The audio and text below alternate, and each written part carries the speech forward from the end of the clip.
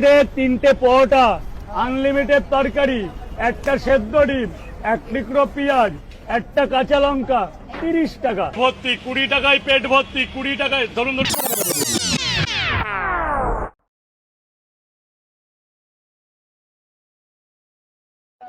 Pocket পরোটা বলার একটাই উঠেছে, এটা পুরো সব পরোটা অনেক জায়গায় খেয়েছেন, অনেকেই বিক্রি করেছে, কিন্তু এইভাবে কেউ পারবে না। এই যে ভাজ করতে এই করতে এরকম ভাবে পকেটে ঢুকে যাবে। একদম তোমার পকেট আছে, আমার পকেট নেই, সেখানেই ঢুকে যাবে।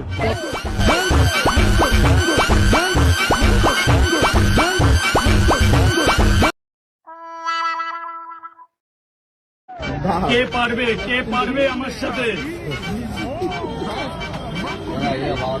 ডাল, বড়ি, বাদাম, ছোলা, সোয়াবিন। তরকারি কমে যাচ্ছে কেন?